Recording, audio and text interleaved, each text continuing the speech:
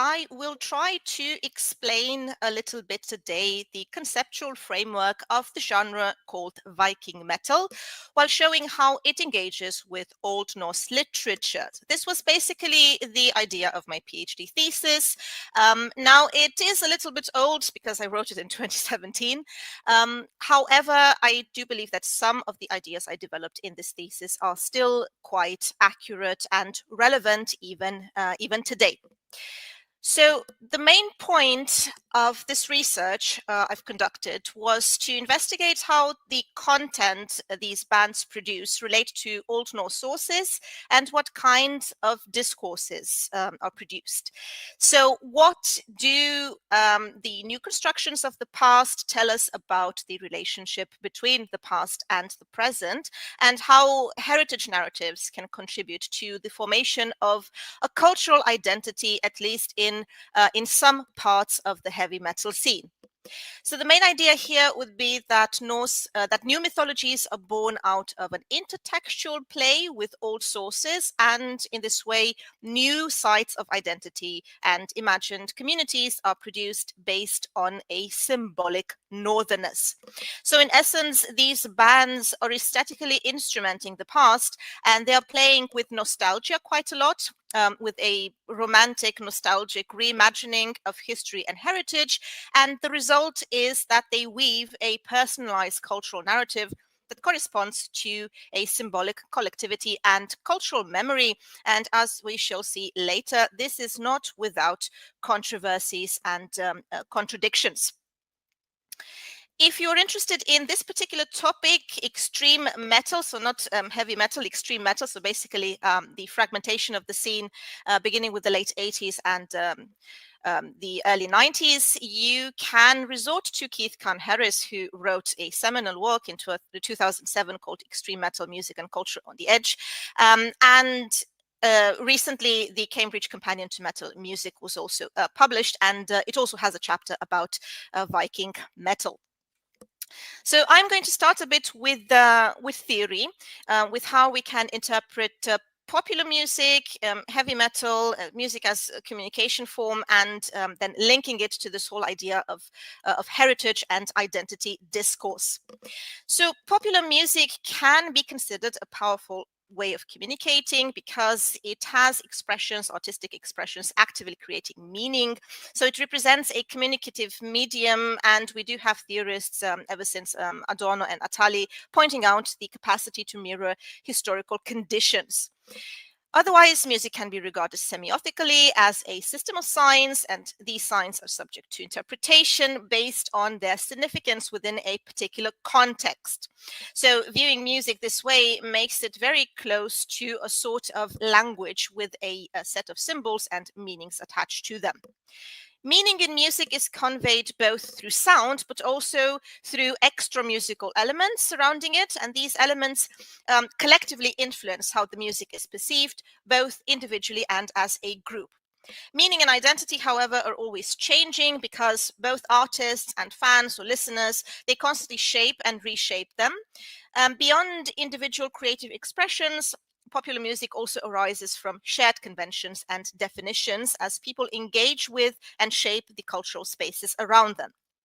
This process is about how people create meaningful worlds to live in through music. So, in other words, communicative models, they employ this idea of encoding and decoding markers and themes as central to understanding how people respond to leisure activities, including engaging with music scenes. In specific scenes, such as heavy metal, communication occurs through a complex interplay of various elements, creating and reinforcing meanings. So, for example, Norse mythology or topic serves as such a code within the so-called folk or pagan or Viking metal scene. The use of ancient material acts as a form of code of communication for metal musicians, building their symbolic communities and cultural identities. So within a music scene, meaning is crafted through the creation and consumptions of signs. And these signs, they can include all kinds of things ranging from sound, lyrics, to merchandise, videos, concerts, and festivals. These elements work together to craft a specific setting that represents its own identity made up of meanings. And the primary building block is, of course, the sonic coding. Core ideas like power and emotion are embedded in the musical, technical, and aesthetic dimensions, such as loudness, emphasis on guitars, complex rhythms, amplified basses, or raw and intense vocals. The loudness of metal music encodes the theme of power or empowerment, for example. But then we also have the verbal dimension of a band, encompassing a name, album titles, song titles, lyrics, contributing to the general identity and discourse. So in heavy metal, we can say that lyrics, they function as this loose array of signifiers, of fragmentary signifiers. They provide an impression or evoke specific feelings rather than a cohesive narrative, which contributes to the genre's mythos and rebellious ethos. Music serves as a platform for collective expressions, and the sound, lyrics, imagery, and so on, they provide opportunities also for escapism and self-recognition. So in other words, we engage with that symbolically in our everyday life, and we participate in shared experiences of play and leisure that more or less make us try to make sense of the world. In essence, music operates as a cultural language. We construct meaningful worlds and this shared sense of community. And very relevant when discussing this in leisure theory would be the work of Chris Roject, who mentioned quite a lot the leisure practices, which can be understood as a form of coding. He uses the concept of encoding and decoding, central to understanding how leisure identities are formed. So the way people engage with leisure, mentally and physically, linked to how the representations are understood. So leisure and identity, we can say that it is organized by constructing and encoding various images of the self and the others, and this results in a series of myths and stereotypes that frame cultural trajectories.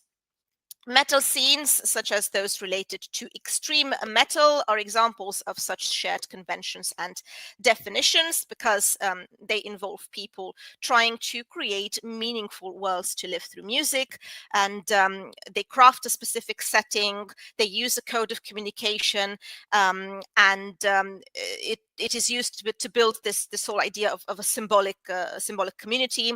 And related to that is also the very postmodern condition of this type of music. Postmodern meaning concepts like fragmentation or fluidity, identity construction, the blending of reality and fiction.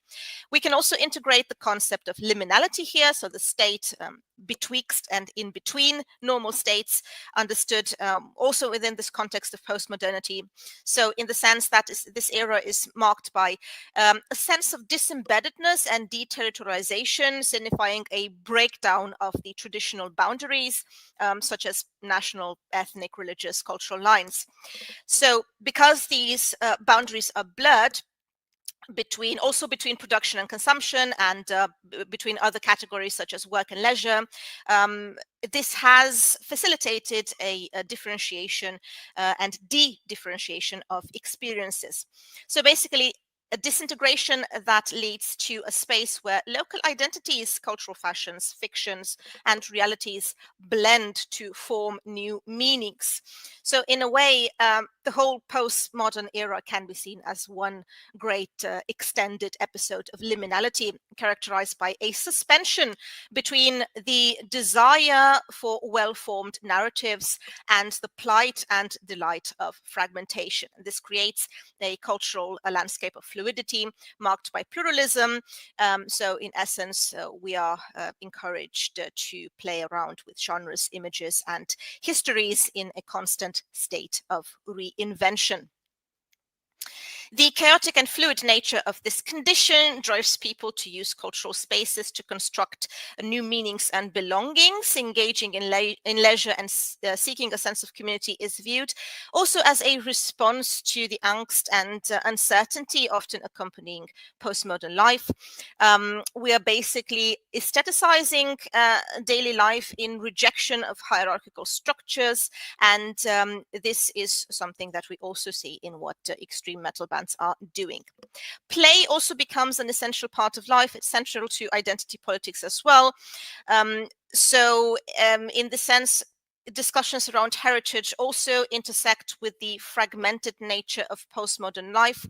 In other words, people are enabled to use leisure and play to build new identities, imagined communities, for instance, mythologies rooted in heritage narratives in this particular context.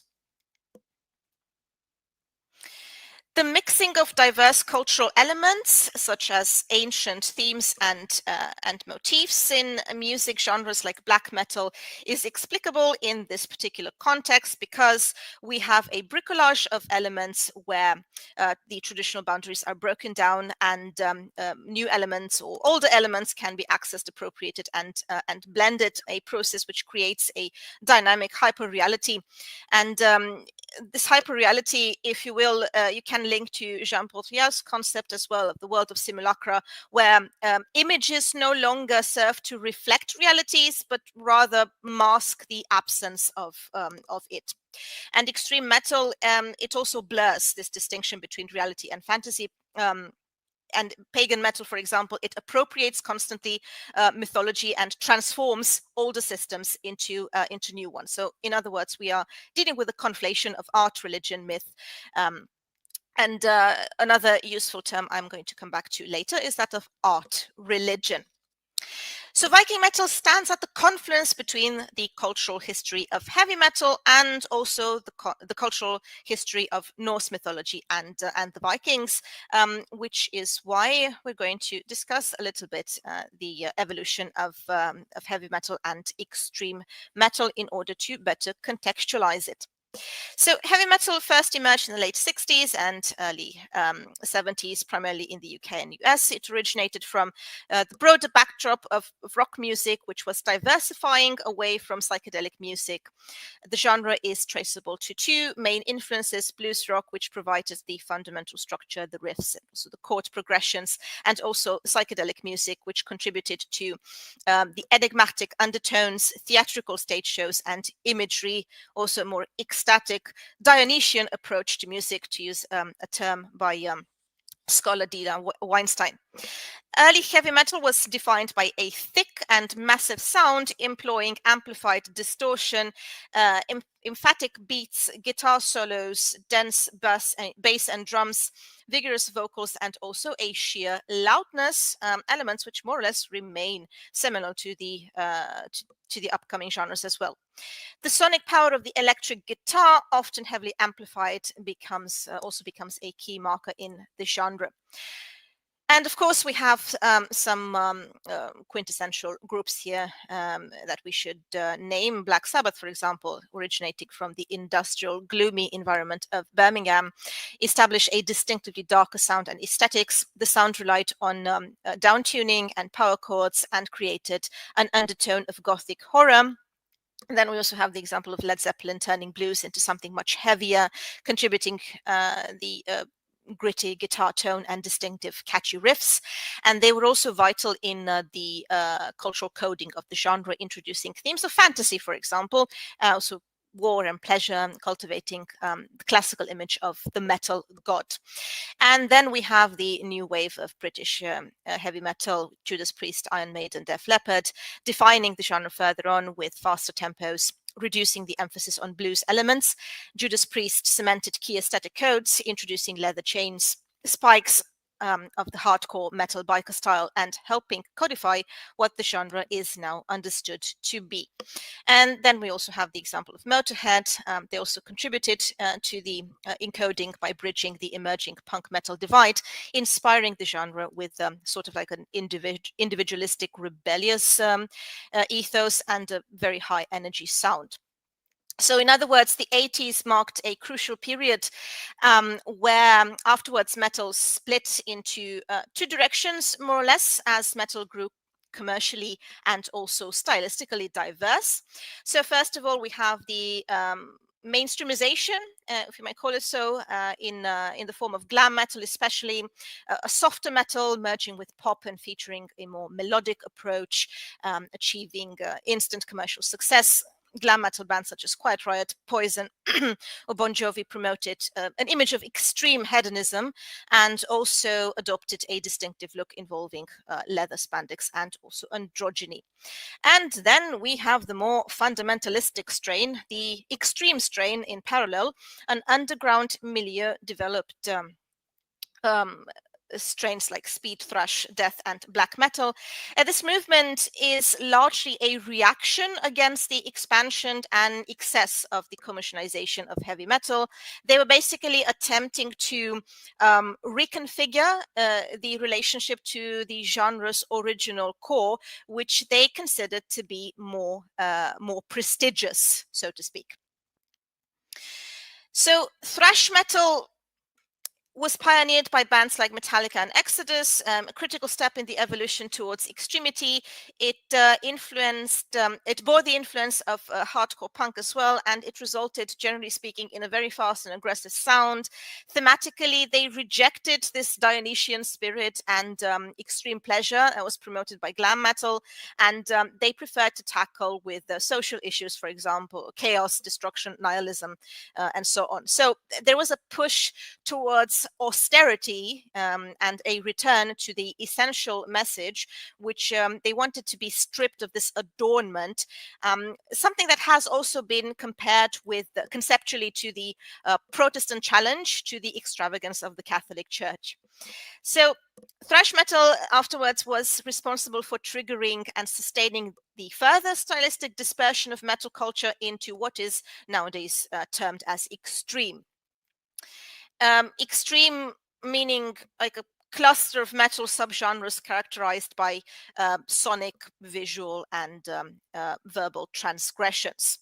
We have the example of death metal emerging in the mid-80s, particularly in the scene in Florida, where it intensified this aggression. It featured heavily distorted and low-tuned guitars, abrupt tempos, strong drumming and blast beat techniques, screaming and growling as well. And it went beyond the general violence to include extreme topics such as gore, torture, mutilation, but also a little bit of occultism. It has been defined by some scholars as an obsession with fantasies of horror and control, and a desire to systematically transgress artistic boundaries. And then black metal, building on thrash and death, became sonically identifiable by heavily distorted guitars with tremolo picking, fast tempos, preference for lo-fi recording, shrieking vocals as well, to give this sensation of a raw sound. And the black metal scene is identifiable first and foremost by the indulgence in a anti-religious, satanic, nihilistic, fantastic imagery as well. First of all, we have early bands like Venom paving the way by designing a sort of like a mocking pastiche of blasphemous invectives. And then the second wave of Norwegian black metal in the early 90s with seminal bands such as Bursum and Mayhem heightened the transgressive nature, embracing misanthropic devil worship, nihilism, violence among the themes, and even going as far as applying some of the lyrical themes in the famous church burnings in the 90s, tied to an ideologized rejection of modern culture and society. So religion became sort of like a symbol for this general sense of modernity and globalization that they were trying to reject. But then a shift occurred, and this is important for our discussion, the shift towards exploring ancient heathen themes, which led ultimately to the emergence of Viking or pagan metal. The development is quite understandable in the postmodern context of constant deconstruction and reconstruction, which often uses bricolage, so the blending of diverse elements. And Norse mythology and ancient materials were also appropriated as a code of communication for building symbolic communities. Here we have the example of the band Bathory, a foundational band here, Swedish band, one-man band, marking a transition point where the project shifted from Satanism towards appropriating Viking imagery and narratives rooted in heritage. So in this sense, we can say that Viking metal is primarily a lyrically oriented category. It's also a bone of contention because many bands, for example, reject this term altogether. They prefer to define themselves sonically, so as death metal or black metal or whatnot, but not Viking, because Viking is like the motif and the theme, but it's not really that which defines this type of music in the best way. Anyway, as you can imagine, it draws heavily on Norse mythology, the Viking Age, and pre-Christian traditions to assert identity. But as far as I've noticed, they have like very specific elements they enjoy. They enjoy quite a lot certain poems which are found in the poetic Edda, especially the poems about the gods, the poems about the heroes, not that much. So we have bands like Enslaved, Einherjar, Amon Amarth, and many other examples attempting to construct so-called aesthetic paganism, as I termed it in this thesis, and an imagined northerness. And with it, they attempt to create sort of like mythologized golden age as well. Heroic ancestry is also quite a big topic. We can say that it also acts as a form of escapism, a critique of contemporary society, and instead, as an alternative identity, it offers an identity rooted in this idea of power and resistance and archaic masculinity or hypermasculinity. All in all, this whole evolution of extreme metal is not quite random, but it is rather a process of internal cultural evolution where codes are continuously maintained and broken by artists and audiences. Some of these genres have merged with the mainstream, some of them have disappeared, some of them have turned into something else. But at any rate, if we were to characterize the contradictory nature of this larger scene, we can say that it is a scene constantly seeking to transgress boundaries and simultaneously maintains rigid internal codes and standards of authenticity, identifying and excluding inauthentic outsiders. If you look at, especially at the black metal scene that developed in the 90s in Norway, that was perceived as a very elitist circle. It was a little more than a bunch of teenagers trying to out-evil each other. That was the thing, most definitely. But they were also trying like to construct this subcultural capital. And in order to gain access to it, you needed to prove your worth, and you could do so by transgressing not only sonically, but also verbally. Sort of like constructing a type of counterculture, also using extremely controversial elements such as flirtations with national socialism, racism, ethno-nationalism, and so on. Not necessarily because they actually believed in that sort of ideology, but it helped them, like I said, to out-evil each other and project this whole image of the maleficent metal god or something like that. So it served as a space for creative self-expression and the building of new communities. And it also struggled with the reality of leisure as well, because in the end, structures of power do reduce cultural forms, tend to reduce them to commodity. The aggressiveness of it is also marked by a decentralization, and this is also seen in the general evolution from the blues-based heavy metal to the very fragmented transgressive soundscapes of extreme metal. And in this whole context, we can also place the reception of Norse themes as they echo quite a romanticized and revivalist trend. They're also filtered through the melting pot of previous interpretations and cultural references. And this whole idea also demonstrates that mythology has a fluid and dynamic nature, and it allows different symbols and narratives to be constantly recombined and molded to suit contemporary cultural needs. Now, if you look on the Encyclopedia Metallum, you are going to find, I think it's about 400 active bands nowadays. And you're going to find examples of Nordic inspiration in a couple of contexts. First and foremost, in the names of the bands. So Einherjar, for example, or Helheim, Völuspá, Dyrfingr, and so on. But they also reoccur in the creation of logos, for example. If you look at the album art from different bands, you're going to find reconfigured and recombined symbols, such as enslaved, using a Thor's hammer and Mjolnir in the middle of a geometric pattern with two dragons. And then you also find runic symbols, or better said, symbols inspired by runes, because many of them don't really make sense linguistically. They're just used to like transmit this idea that yeah, this is us, this is what we're doing, we're playing with this sort of like Vikinghood imagination. Also, well-known symbols from Norse mythology are reconstructed or deconstructed. Falkenbach, for example, is a band from Germany, introduces Yggdrasil in the concept art, also works a lot with wolves, ravens, and so on. And we also have concept albums dealing exclusively with adaptations. Some of them, if you look at the lyrics at least, they are engaging with the material on quite a deep level. I was also like pleasantly surprised to see that. Like, they do know the material, they do know the Volospor, the Hovamol, for example, Grimnismol and Vafthrudnismol, which I think they are the poems from the Poetic Edda which are most used by them.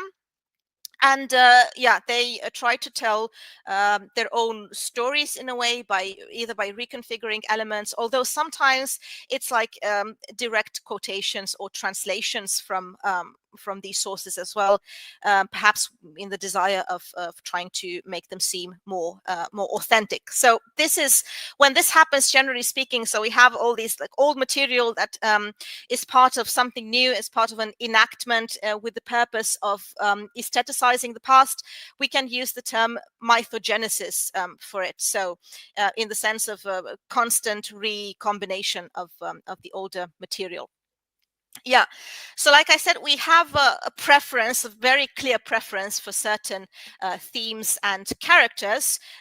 We find Odin quite a lot, we find Thor quite a lot, which yeah, it's interesting because it more or less reflects at least some of the parts of the Viking world and what they would have enjoyed. And then we also have figures like Baldur, Loki, or Heimdall, which are also very popular. Some of these are just used because they make for very good stories, like Odin and the Mead of Poetry, or Thor and his fight with Jormungandr, Baldur and the death of Baldur, and then the ride to hell. So they definitely have this like entertainment value, but it is also coupled with this whole desire of constructing ancestry myths, or constructing deeper links to the past. In terms of other elements besides the pantheon, they do have a preference for the description of the creations, taken, yeah, most of it taken directly from the Volospor, and they also have a preference for Ymir, for example, what happens to the giants, also for the war with the Vanir. And in terms of eschatology, they're very much obsessed with Ragnarokr and the description of the apocalypse, these whole very powerful images of the Fimbulwinter or the rise of Surte, and so on.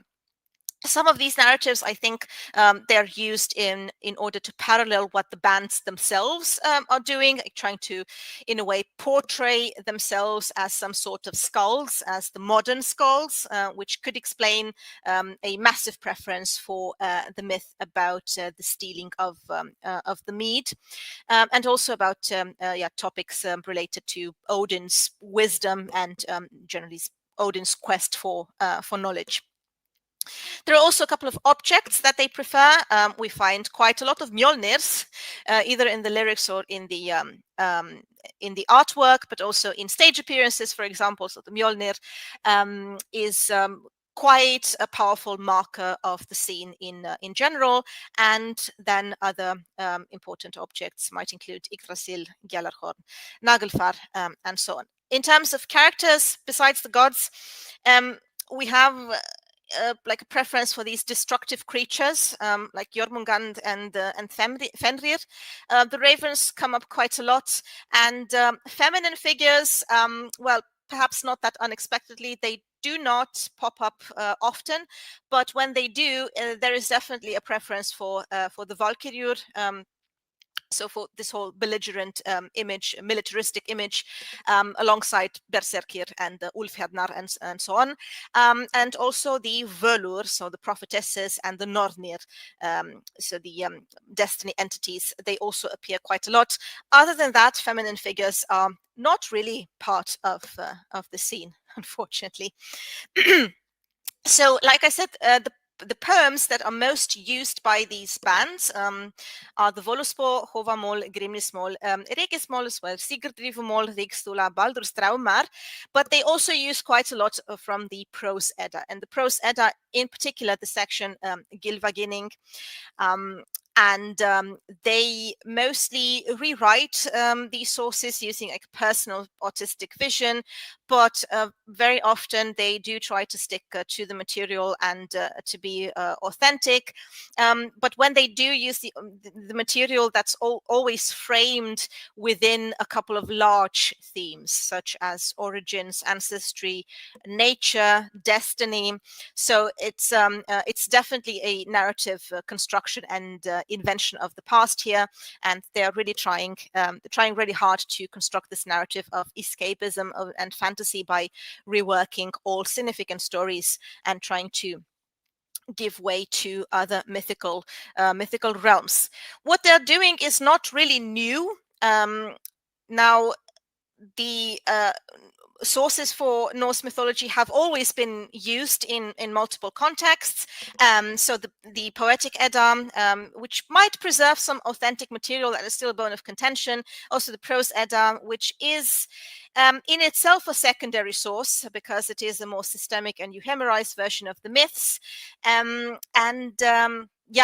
It neglects the fact that Old Norse religiosity was an oral tradition and it lacked institutionalized dogmas and canonical scriptures. So essentially, the mythology didn't really have a fixed form. It would have varied contextually.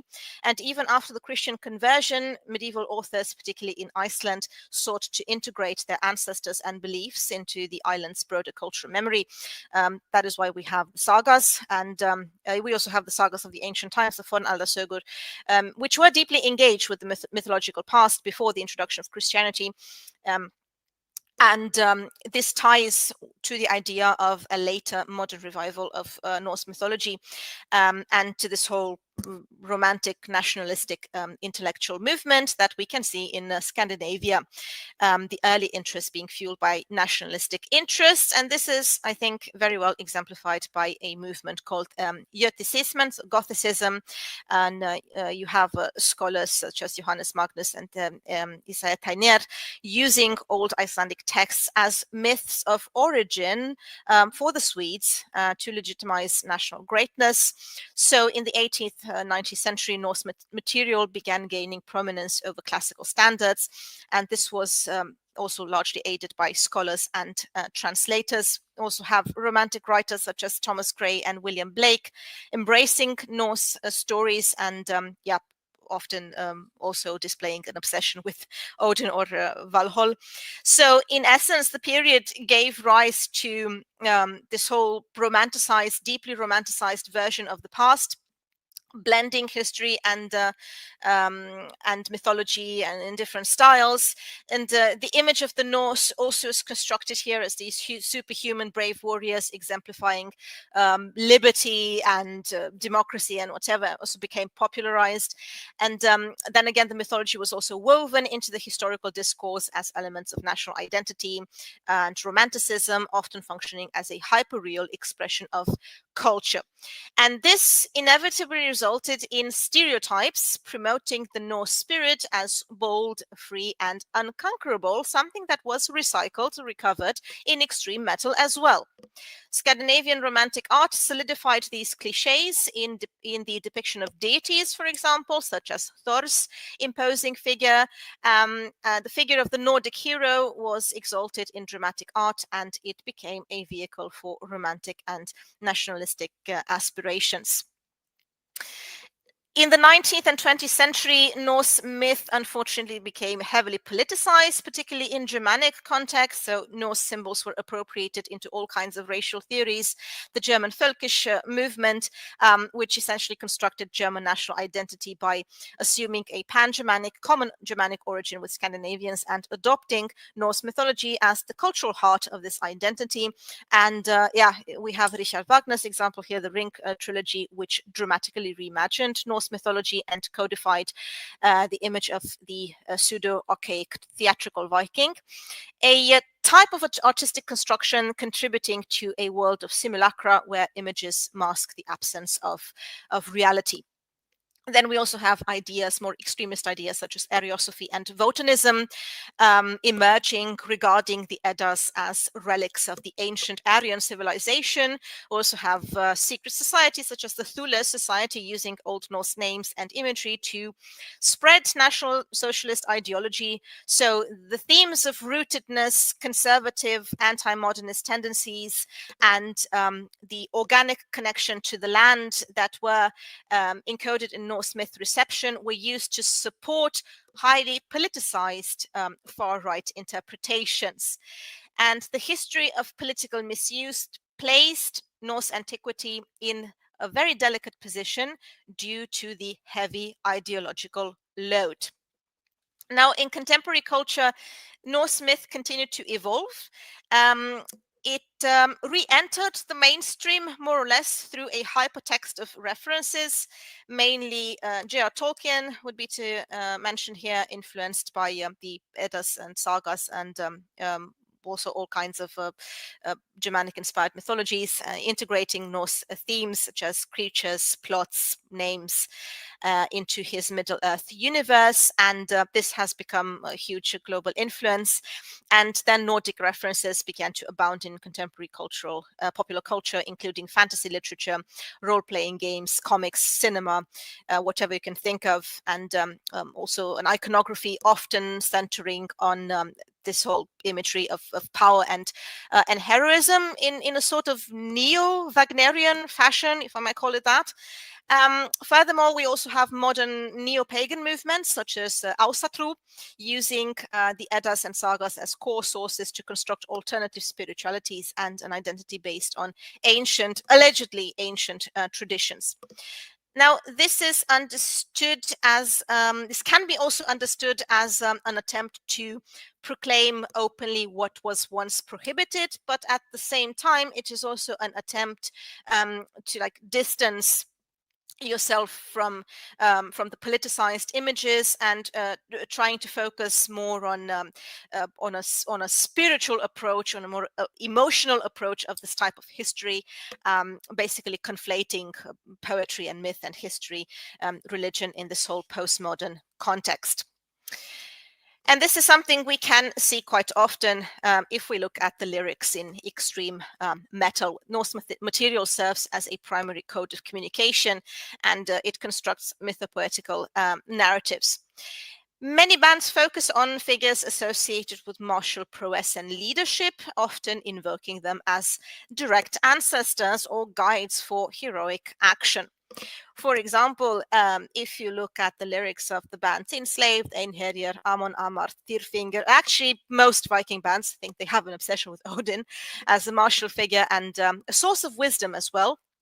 So, for example, in Enslaved, there is a song on Wotan using the Germanic name, interestingly, and portraying a battle cry promising to fight until Heimdall blows the Gjallarhorn. And then we also have something interesting going on with this band because it tries to move a little bit more in the later work from this whole belligerent militaristic imagery. Viking imagery tries to move to a more philosophical existential approach in albums such as Axioma Ethica Odini, references to the wisdom of the poem Hovamol. Using ancient thought, or what we might deem as ancient thought in Hovamol and other sources in order to comment on existential problems and so on. So in a more general manner, and it is actually a very good strategy so that you can distance yourself from this whole very politically laden reception of Norse mythology and the controversies that might result from it. The band Einherjar, it uses a lot the imagery of Odin, but also of the Einherjar, as the name of the band itself suggests. We have songs such as Dragons of the North, featuring Odin as a sort of like empowering figure, channeling his his wrath against Christianity. And members also adopt pseudonyms as such as Grimnar and Ulvar, deriving from wolf. And Amon Amarth, you can again find Odin and Thor, a lot of lyrics glorifying the Vikings fighting for Odin, also using his name Iger to amplify this sort of like a dismay and mayhem. Also, Thor is celebrated as a champion and a guide. Thor guides our ships with his strong hands, for example. Songs such as Osa Thor, depicting him as a giant slayer.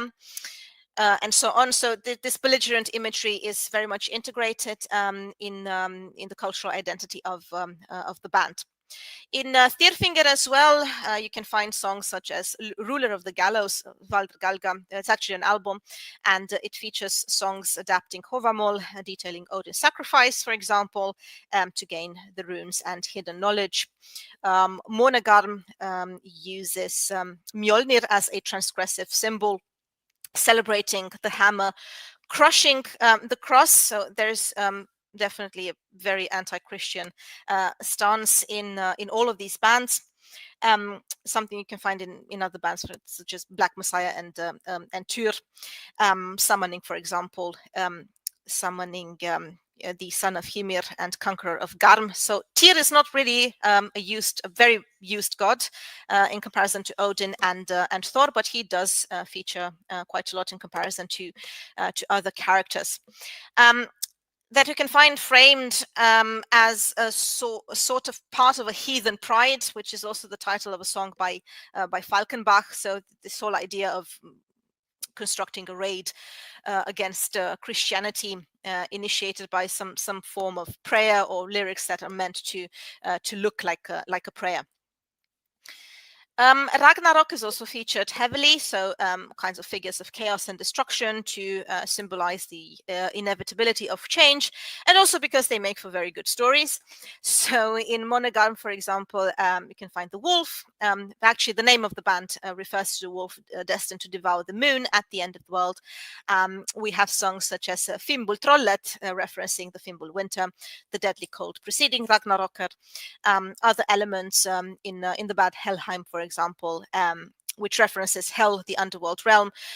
You have a song called Jormungandr, recounting the adventures of Thor with the Midgard serpent, focusing on this whole idea of devastation and also demonizing the serpent as the lord of the deep. In Amon Amarth, here you can find topics related to Odin's fatal encounter with the wolf Fenrir, echoing the prophecy in Voluspor. You also find a reworking of Hermod's right to hell, for example, outlining the story of Baldur's death, so Loki's treachery, and Hermod's subsequent journey on Sleipnir to the underworld. Loki is also very much present here as a vehicle of chaos, and they usually combine the Christian devil imagery with Norse myths about his duality and his role in Ragnarok. And Ragnarok can also be used in a more sort of like metaphorical millenarial way, as the idea of a mythical regeneration where you can explore a future of the past. So the pre-Christian past is revived. It has to be revived as a form of regeneration. Related to that, we also have a lot of cosmogony and wisdom being explored. They retell foundational stories about creation and the acquisition of knowledge, often adapting, blending, or simplifying complex narratives. We have examples of creation and divine history in the band, in the lyrics of the band Odrerir, the German band.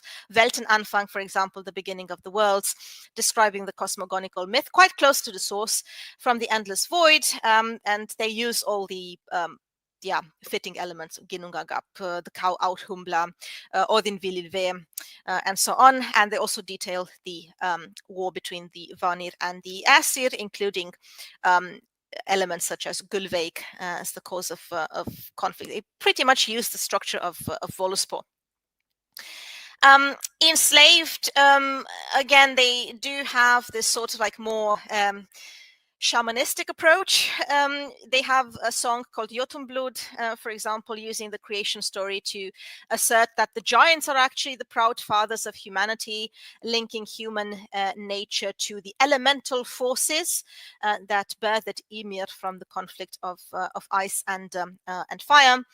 And like I said, the myth of the Mead of poetry is also very much enjoyed by these bands. The myth of the murder of Kvasir by the dwarves, and then Odin's theft in the guise of the eagle, emphasizing cunning and the acquisition of wisdom, as sort of like a parallel to perhaps what the bands themselves are doing, as they represent themselves as the followers of Odin, and ultimately imbued with poetic inspiration. So a lot of these topics may be used in larger myths. They construct larger myths, such as the myth of the Ilo Tempore, like the past that needs to be revived. And here we have an example from Einherjar, balladen om Bifrost. Der nye tider ska fylla mans minne, och gamle sangar ska syngas och om igen. Ord om dig ska aldrig dö, I ärefull eftermäle. So this is something that echoes Hovamol very much. But it is reframed in the sense of a recovery of the past, of a necessary recovery of the archaic past that stands in stark contrast to the present, and thus needs to be revived, because it is the only one that can provide meaning and sense in the contemporary world. So, as you can see, it's largely a neo-romantic approach of these pagan mythologies. They're very useful for these bands because they provide a powerful and transgressive symbolic resource, allowing subcultures to articulate opposition to society and construct meaningful alternative identities, which is in a way very paradoxical if you think about it, because extreme metal itself is a product of modernity and technological advancement. So in this way, it is quite a contradictory genre. Pagan antiquity, like I said, the Viking Age in particular, is selectively reinvented and mythologized as a primordial time, often framed as this whole idea of the golden age, filled with heroic vitality, honor, ancestral powers that need to be rediscovered, positioned against the perceived decline and corruption of modernity. So it functions as a code of communication, as a resource for heritage discourse, and it allows these musicians to build their own mythologies and symbolic communities and cultural identity rooted in an imaginary ancestry, conveying this whole idea of northerness. It is in a way fulfilling the desire for rootedness in face of alienation and what they perceive as the negative effects of globalization. So the past is essentially treated as a hypertext, a flexible networks of narratives, images, and interpretations. And this fluidity allows artists to engage in new myth making, the so-called mythopoesis, creating their own historical fictions that blend the past with today's concerns and fantasies. And they also construct what we might call a chronotope, in the sense of a space of communication within this community that recovers this sense of time and place set in the Norse world. Now, You might be wondering about the sagas because I've talked a lot about the Eddas. Unfortunately, the sagas are not really that used, or they're not used extensively in this sort of genre, which is an interesting question in itself, with regards to why they are absent, or are they used at all, or how they are used. Well, you can find bits and pieces of them. For example, the name of the band Tyrfingr is derived from the enchanted sword that appears in Norse sources such as Hervara Saga or Heidreks. And you also have a couple of characters. It's not very many of them. Eric the Red, for example. Eric the Red is quite enjoyed by these bands, such as the Faroese band Tyr, which also has an album based on, very loosely based on the saga of Eric the Red. And more generalistic approach, like, for example, the lyricist of the Icelandic band Skálmöld, he said that he used content from both the Eddas and the sagas, but if you look at the lyrics, you're going to see that it's again more the Eddas than the sagas, which is quite interesting because Skálmöld is an Icelandic band, so you would expect a little more from the sagas. There are some bands which integrate specific historical events sometimes. So Amon Amarth, for example, incorporated an event resembling the Battle of Futavik in 1134 in the song The Beheading of a King. And the band Windir explored historical events like the Battle of over Sognefjord in 1184. But other than that, there is not really that much here. You do have some mythical figures who fit this whole picture a little better, such as the revenants, who are called draugr in the sort of lyric. They appear, so the revenants are very common figures appearing both in the family sagas and in the legendary sagas, and Erbygja saga, Grettis saga, and many other examples, but they're not really designated as revenants. However, the term draugr I have seen a couple of times in these lyrics, and yeah, they kind of add a bit to this whole terrifying mood that they're trying to enact.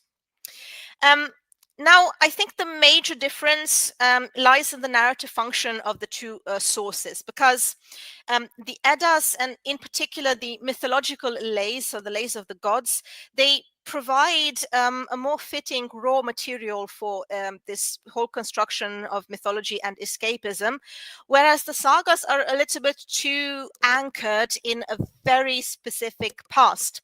So Viking metal demonstrates a pronounced focus on the lays of the gods and a striking absence of the heroic poems.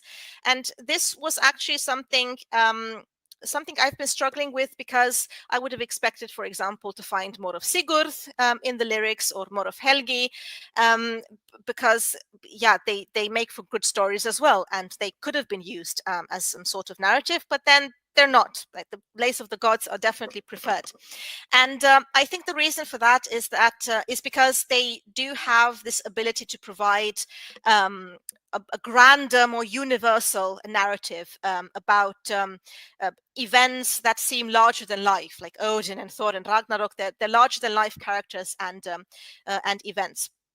So because the sagas and perhaps also the lays of the heroes are characterized by being a little more anchored in real places, so at least the sagas of the Icelanders, where you have a plethora of names and place names and so on, because they're tied to these very concrete genealogies and farms and legal disputes and these very terrestrial concerns, they might have been perceived as a little too grounded in reality, which is why they might have been avoided. So in a way, it would have narrowed down the imaginative field for the metal artist, because it pinned the listener to one specific place with a very particular history, and they strived for a little more generic atmosphere for this whole a mythologized idea of the North, like a mythologized time and space unity defined by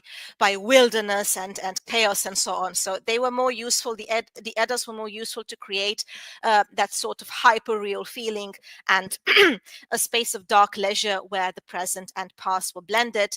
And that purpose was definitely better served by the cosmological scope of the Eddas than the more localized focus on of the sagas. So in summary, while they are occasionally used to provide sort of like a little bit of historical realism or specific heroic tales, the preference is for the Eddas because of their focus on the gods and cosmology, capable of offering more universal mythological scope necessary for the genre's escapist identity construction.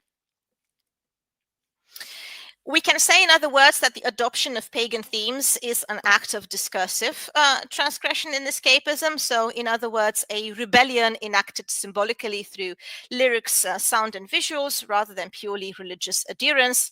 Actually, many of these bands, they don't really declare themselves to be religious at all, which is why I call this aestheticized religion or religiosity. So it must not be taken at face value. At any rate, the pagan past is used to provide an alternative sphere that challenges acknowledged regulations of society.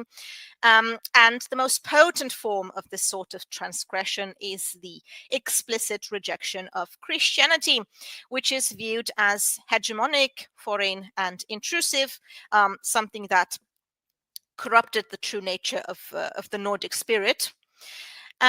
So it is used to replace the Christian framework, achieving a cultural separation and defiance. The adoption of heathenism can in this way be labeled as a sort of pagan carnival or aesthetic paganism. It's not dogmatic, but it provides a powerful language of mystical significance and counter-religiosity.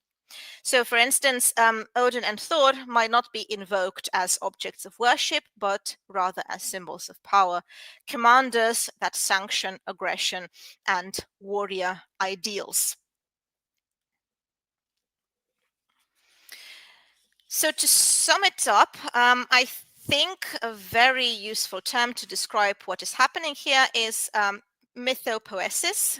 This refers largely to the creative and discursive framework through which myth is generated and transformed, specifically by utilizing, in our case, Norse literature, to construct a highly personalized cultural identity. In essence, it is a process by which artists in the genre move beyond merely referencing ancient Norse stories to actively reimagining and reinventing them, positioning them as meaningful narratives in a modern world and for a modern countercultural audience. So it is a discursive framework where myth operates. It's a form of mythography where the past is repurposed and reimagined for a contemporary purpose and audience. And rather than treating Norse mythology as a static historical material, mythopoesis views it as an ongoing process that is continually being adapted and reinterpreted by artists and audiences, involving the creation, reproduction, and transformation of a narrative that shapes a worldview and simplifies complex ideas into more powerful metaphors. Pagan myths offer a set of themes and markers, such as the myth of the warrior, the myth of ancestry, or the myth of location, that enable individuals to construct an out-of-the-ordinary self-awareness and self-recognition. So the Norseman is often recast as hypermasculine, barbaric, embodying strength and glory and tradition. It is in essence the adoption of a persona of the archaic identity, a form of gender performativity and self-representation that enforces a traditional masculine ideal, contrasting with the perceived decadence of modern society. And the recasting of the past creates a type of dark leisure space, a kind of mythological carnival, like I said, which offers escapism from daily routines and allows for a temporal suspension of normal roles and rules. So in a way, by temporarily adopting these identities, participants cross a threshold of normativity to explore perhaps more meaningful realms for them through fantasy and art. So the interest in pagan mythologies is not purely academic or historical. It is a pragmatic cultural strategy because the past is repurposed as an aesthetic weapon in the present, and it offers an ideal framework for translating countercultural feelings into powerful shared identities within a dynamic scene. So Norse mythology in this scene becomes a core code of communication. It is a form of mythogenesis as well, because Norse mythology is used to construct new myths. So a new cultural identity based on a few interconnected myths, which have become quite stereotypical to my mind. The myth of the warrior, so this whole idea of hypermasculinity. The myth of ancestry is essentially asserting an indestructible and continuous lineage with an idealized antiquity through a symbolic kinship with ancient gods and ancestors. Then we have the myth of the Golden Age, essentially positioning the pre-Christian times as a period of heroic vitality, contrasting with a perceived decline in modernity.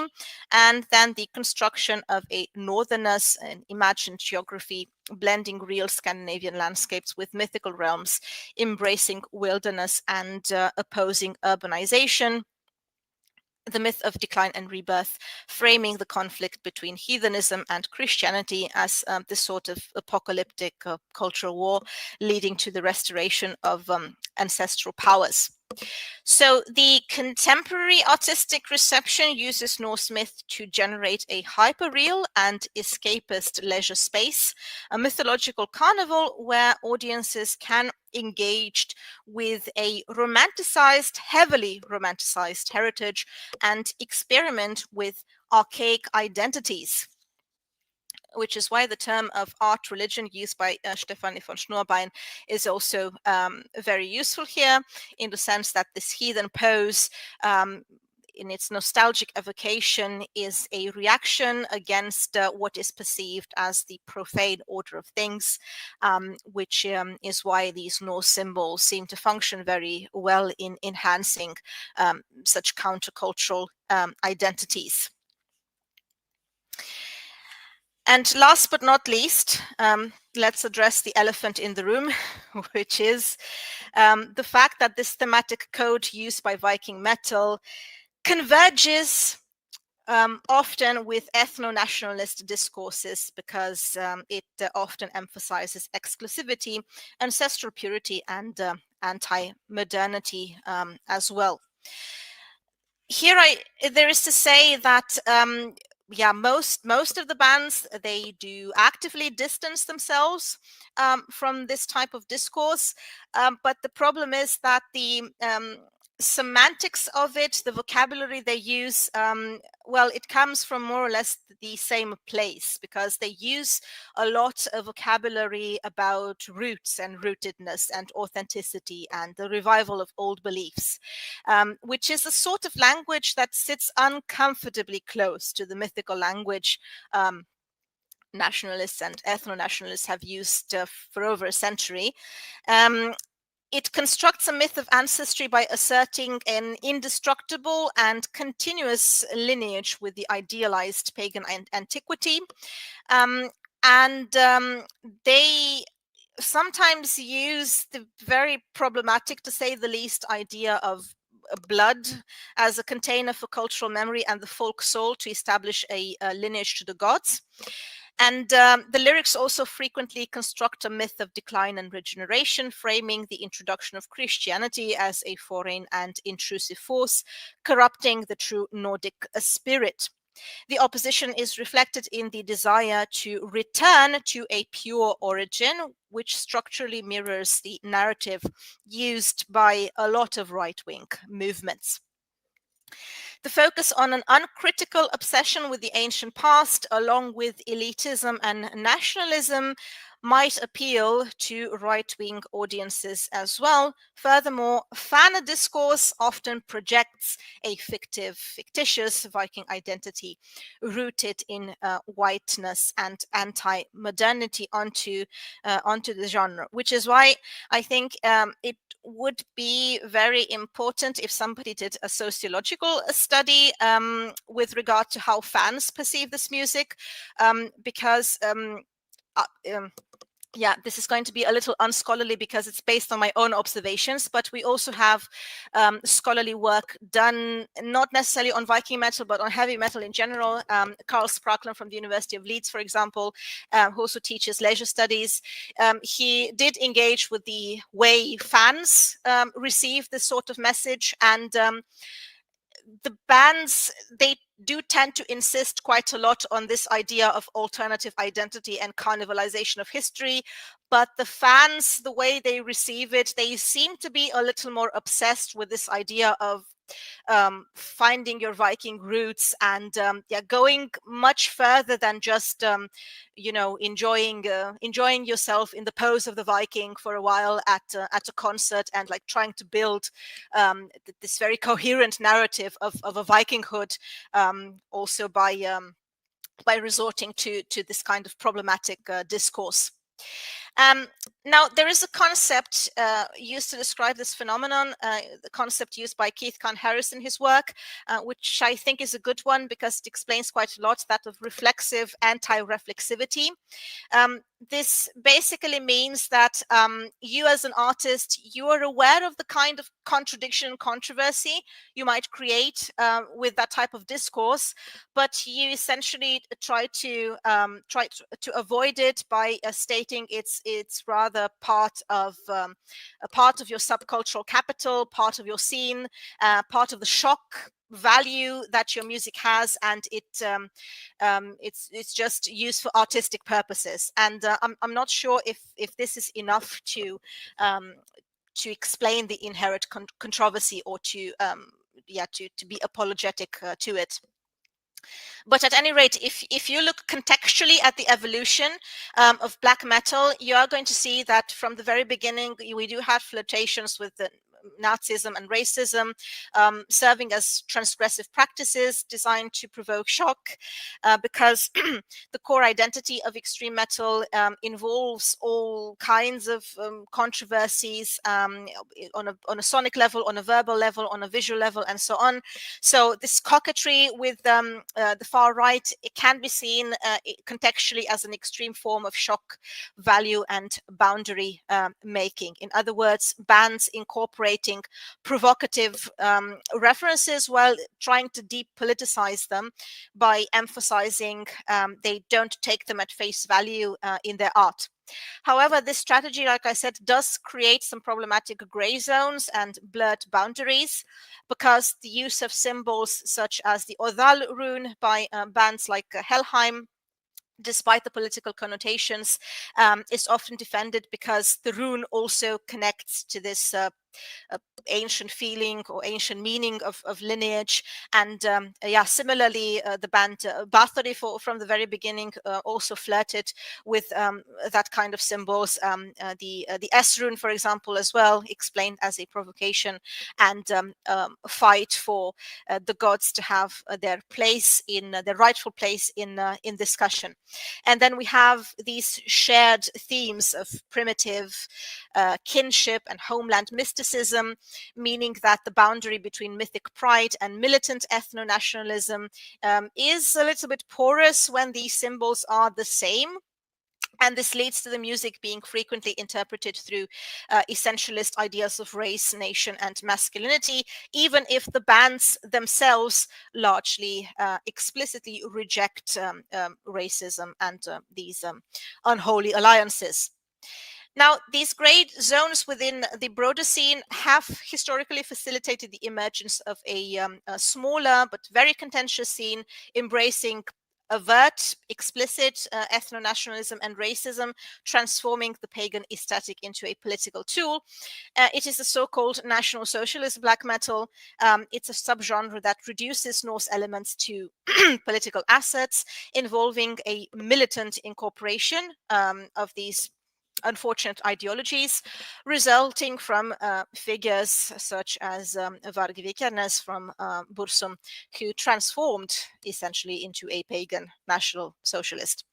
And then we also have rechtsrock, the right-wing rock, also using Norse symbols, most aggressive images of Odin or Thor, to indulge in the narcissistic fantasy of omnipotence. The music is very militant. It aims to carry xenophobic and elitist messages, and the lyrical reception is reductionist and loose, stripping characters of context, stuffing them with values related to fatherland, peoplehood, military prowess, and so on. So bands in this fringe, they use congruences of Norse myth and racial connotations, with some groups explicitly using racial messaging, such as the Valkyries by the white man's side. So it is, in essence, also a scene filled with these contradictions and controversies. It exists in a paradox, if you will, because it celebrates myths of cultural freedom and ancestral glory, but because of the history of Norse myth and the nature of its exclusionary thematic codes, ranging from ancestry to anti-modernity, it flirts with and is sometimes appropriated by more extreme political ideologies seeking to enforce these aesthetics as racial mandates. But in essence, if we look at the whole context of the development of the scene and the lyrics as well, and the whole artistic universe, it is in essence an interplay with myth and history, ultimately desiring to entertain. It constructs an immersive universe of enchanted epicness. It provides a utopian dimension built on symbolic and signs, and the idea is to offer refuge from contemporary anxieties and mundane reality. It is carnivalesque in the sense, Victor Turner theorized this idea in the sense of a deliberate historical play. So a grotesque exaggeration, taking historical material and remixing it with anything from electric guitars to identity politics, resulting in a clash of ages that becomes part of the play. So we are dealing in the whole scene with a mythopoetic process, allowing for the creative and emotional exploration. But the symbols chosen for this performance are also rooted in quite a specific and often exclusivistic heritage discourse.